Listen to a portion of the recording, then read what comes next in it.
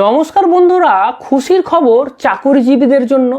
নতুন শ্রম আইনে এখন থেকে আর গ্র্যাচুইটি পাওয়ার জন্য 5 বছর অপেক্ষা করতে হবে না। এইবার থেকে 1 বছর চাকরি করলেই আপনি পেয়ে যাবেন গ্র্যাচুইটি। ঠিকই শুনছেন, 12 মাস কাজ করার পরেই এবার থেকে কর্মচারীরা গ্র্যাচুইটি পেতে পারবেন। আজকের ভিডিওতে আপনাদেরকে আমি বলবো যে নতুন শ্রম আইনে গ্র্যাচুইটির ক্ষেত্রে কি পরিবর্তন হলো, গ্র্যাচুইটির ক্যালকুলেশন কিভাবে হবে, গ্র্যাচুইটি কারা পাবেন, আপনি যদি 1 বছর পর চাকরি ছেড়ে দেন তাহলে গ্র্যাচুইটি কত পাবেন, হিসেবটা কি, সমস্ত কিছুই আজকের ভিডিওতে বিস্তারিতভাবে আলোচনা করব। সবার প্রথমেই বলি যে গ্র্যাচুইটি কি। দেখুন, গ্র্যাচুইটি কি আপনারা জানেনই। যদি কোনো কোম্পানিতে আপনি চাকরি করেন তাহলে দীর্ঘদিন কাজ করার জন্য সেই কোম্পানি আপনাকে একটা থ্যাংক ইউ জানায়, সেটা অবশ্যই ফিনান্সিয়ালি এককালীন একটা মোটা টাকা দেয়, এটাকেই গ্র্যাচুইটি বলে। তবে এই যে গ্র্যাচুইটি, এইটা ভারত সরকারের পেমেন্ট অফ গ্র্যাচুইটি অ্যাক্ট 1972 আন্ডারেতে কোনো কর্পোরেশনকে এটা দিতে হবে, এটা নিয়ম। যে কোনো অর্গানাইজেশন যাদের ওয়ার্কফোর্স গত 1 বছরে 10 বা তার বেশি গ্র্যাচুইটি অ্যাক্টের আন্ডারে, তাদেরকে গ্র্যাচুইটি দেওয়া বাধ্যতামূলক। এটাই হচ্ছে জেনারেল রুল। এইবার সবথেকে যেটা গুরুত্বপূর্ণ সেটা হলো যে গ্র্যাচুইটির ক্ষেত্রে আগে নিয়ম ছিল যে কোনো অর্গানাইজেশনে আপনাকে মিনিমাম 5 বছর কন্টিনিউয়াস সার্ভিস করতে হবে, তাহলেই কিন্তু আপনি গ্র্যাচুইটির ক্ষেত্রে উপযুক্ত হবেন বা যোগ্য হবেন। এইবার এই যে পুরনো রুলটা ছিল, এই পুরনো রুলের ক্ষেত্রে অসুবিধেগুলো কি কি ছিল? প্রথম হচ্ছে যে বর্তমান সময়েতে এমপ্লয়িরা কিন্তু কোনো অর্গানাইজেশনেই 5 বছর পর্যন্ত ওয়েট করে না। 2 বছর বা 3 বছর পরে তারা কোম্পানি চেঞ্জ করছে, তাহলে সেক্ষেত্রে কিন্তু তারা গ্র্যাচুইটি পাচ্ছে না। অথবা বর্তমান সময়তে আরেকটা জিনিস লক্ষণীয়, সেটা হচ্ছে যে পার্মানেন্ট ওয়ার্কার কোম্পানিতে কম আছে। ম্যাক্সিমাম ক্ষেত্রেই দেখা যায় যে টেম্পোরারি ওয়ার্কার বা দেখা যাবে কন্ট্রাকচুয়াল ওয়ার্কার। তো তাদের ক্ষেত্রে কি হয়, যেহেতু 5 বছর অতিবাহিত হবার আগেই অনেক ক্ষেত্রে চাকরি ছেড়ে দেয় বা কোনো কারণে কোম্পানি তাদেরকে হয়তো আর রিনিউ করলো না, তো সেক্ষেত্রে কী হবে, তারা কেউই কিন্তু গ্র্যাচুইটি পাবার যোগ্য হলো না।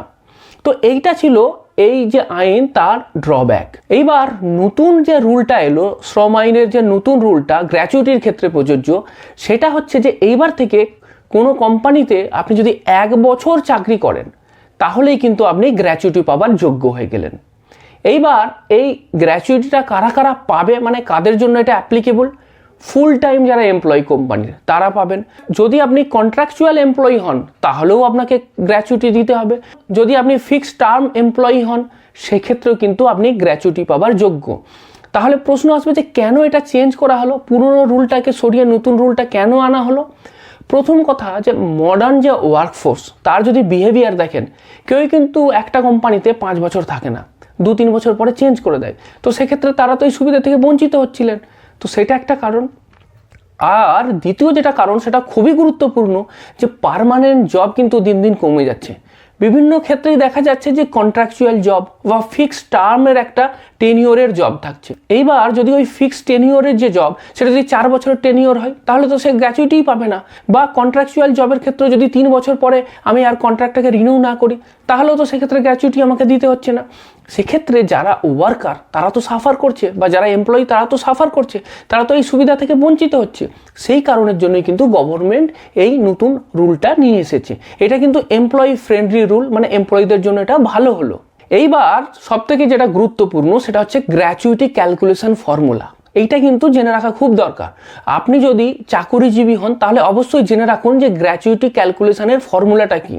ফর্মুলাটা হচ্ছে যে গ্র্যাচুইটি ইকুয়াল টু 15/26, মানে 15/26 গুণিত লাস্ট ড্রন বেসিক স্যালারি, মানে প্রতি মাসে বেসিক স্যালারি কত করে পেতেন সেইটা, গুণিত number of years in service, মানে ওই চাকরিতে আপনি কতদিন আছেন। এইটা হচ্ছে এর ফর্মুলা।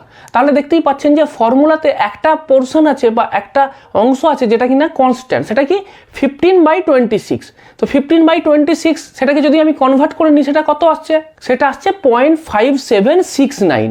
তার মানে 0.5769কে আমার লাস্ট ডন যেটা স্যালারি ছিল মান্থলি সেটার সাথে গুণ করব, আর তার সাথে আমি কত বছর কাজ করছি সেটা দিয়ে গুণ করব, তাহলে আমার গ্র্যাচুইটি ক্যালকুলেশন হয়ে চলে আসবে। এবার আপনাকে একটা সহজ এক্সাম্পল দিয়ে দিই, তাহলে আরও বুঝতে সুবিধা হবে। মনে করুন একজন এমপ্লয়ি যার বেসিক স্যালারি হচ্ছে 30,000 টাকা, তিনি 1 বছরই কাজ করলেন, তারপরে চাকরি ছেড়ে দিলেন, তাহলে তিনি কত টাকা গ্র্যাচুইটি পাবেন? ফর্মুলা কি বলছে? 15 divide by 26 into basic salary into years of service.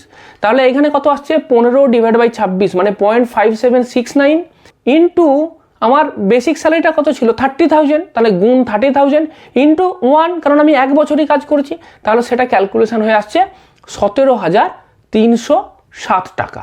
এটা হলো আপনি যদি 1 বছর চাকরি করেন। এইবার যদি আপনি 2 বছর চাকরি করার পর ছেড়ে দেন তাহলে কত পাবেন? জাস্ট এটাকে ডবল করে দিন, 34,614।